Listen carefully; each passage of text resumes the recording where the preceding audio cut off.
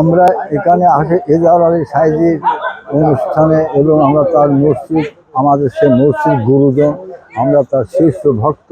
আমরা এখানে বহুদিন ধরে প্রায় 50-60 বছর এখানে আসা যাওয়া করি। আমরা তার একটা ইয়ে আছে, আস্তানা আছে, সেই আস্তানায় আমরা এসে জিকির করি এবং আমরা এখানে বহুদিন ধরে আমরা চলাফেরা করি। ধাম দিবস পালন হয়, এখানে আমরা মানব ধর্ম করতে আসি, মানবকে শান্তি হয়।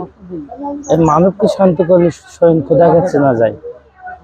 মানুষ সেভাবে কোনো ধর্ম নেই, মানুষকে ভালোবাসতে হবে। এখানে আসি এই সেবা, মানুষদের সেবা দিতে হবে। আমরা আসি সাধু দরবেশ আউলিয়া এখানে আসে জিয়াদ করতে, মারফত করতে আসি। লোক আমরা ওই কলারবাদ থানা থেকে আমরা অন্তত 30-35 জন আসা হয়েছে। হ্যাঁ, অন্য জেলা থেকে ধরো জীবর কাছা থেকে এসে, যশোর ওখান থেকে এসে, তারপরে ওই কুষ্টিয়ার থেকেও লোকজন এসে।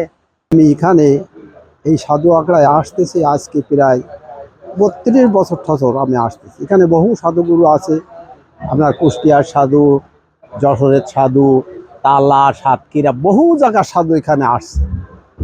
এখন এখানে ইনি খুব ভালোই লোক, ইনি ইসলাম ধর্মের মধ্যে ইনি সাধুগুরু সেবা দেয়, ইনি একটা মহৎ লোক। এই বছর 95তম এই বার্ষিক যে ধর্মীয় অনুষ্ঠান এটি অনুষ্ঠিত হচ্ছে, এটির মূল উদ্দেশ্য হচ্ছে যে স্রষ্টার উপাসনা, সৃষ্টির সেবা।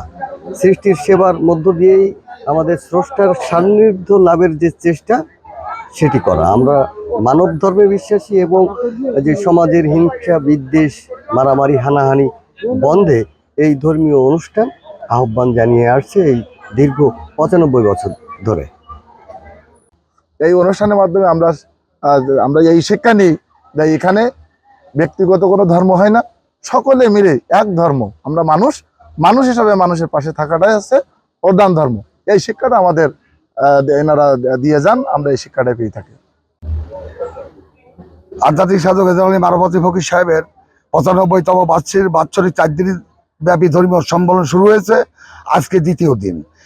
তিনি এই মানব ধর্ম শুরু করেন সমাজে হানাহানি এবং ধর্ম নিয়ে বাড়াবাড়ি রোধ কল্পে সমাজে সকল ধর্মের সাধকদের নিয়ে এই 4 দিন ব্যাপী অনুষ্ঠান শুরু করেন।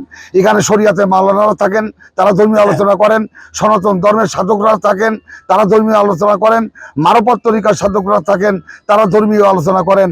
একই ধর্মীয় অনুষ্ঠানে একই স্টেজে সকল ধর্মের সাধকদের নিয়ে যে মিলন মেলা, এটা সমাজে উনি শিক্ষা দিয়ে গেছেন যে আমরা পরস্পর কেউ কারো প্রতি বিরাগভাজন হব না, সবাই মিলেমিশে চলবো, সমাজে শান্তি প্রতিষ্ঠা হবে।